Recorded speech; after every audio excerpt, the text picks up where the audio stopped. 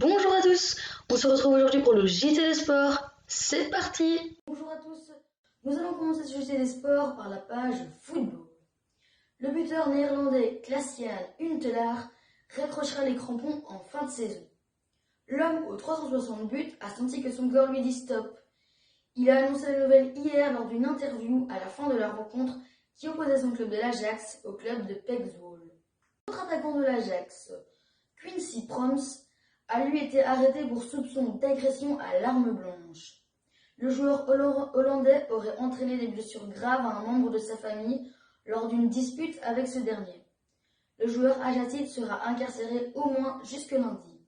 En Belgique à présent, le Sporting d'Anderlecht s'est enfin imposé, et pas contre n'importe qui, face au premier du championnat, le KRC Genk. Les Mauves l'emportent 1-0 grâce à un but de Lucas Nmecha face aux Limbourgeois. En revanche, les hommes de Vincent Kompany perdent Jari Verskaren sur blessure pour environ 6 semaines. Le médian Anderlecht 3 souffre d'une lésion ligamenteuse. L'entraîneur français Lucien Favre a été démis de ses fonctions par le Borussia Dortmund après la défaite 5-1 à Stuttgart. Sans leur buteur phare, Haaland, les joueurs de Dortmund n'ont pas montré grand-chose face à l'équipe de Orel Mangala, l'ancien Anderlechtois. Les dirigeants de Dortmund ont donc limogé Lucien Favre. Maintenant, passons à la page Formule 1. Max Verstappen crée la surprise à Abu Dhabi et termine la saison en beauté en s'imposant devant toute l'écurie Mercedes impuissante face à un Verstappen plus qu'en forme.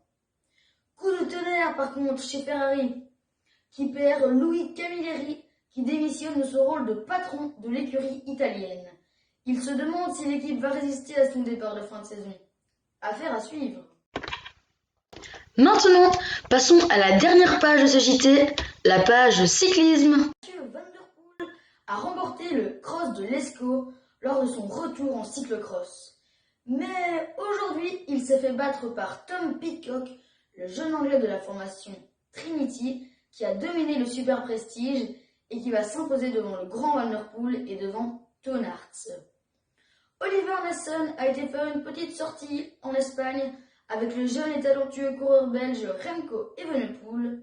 Le coureur de la formation AG2R La Mondiale s'est montré impressionné par les capacités de Remco après sa blessure lors du Tour de Lombardie. Ce qui promet un Remco qui va revenir plus fort et on l'espère bien sûr qu'il va à nouveau épater tout le monde l'année prochaine. C'est avec ceci que se referme le JT des sports de ce dimanche. Merci de nous avoir suivis et à la semaine prochaine. Bye bye!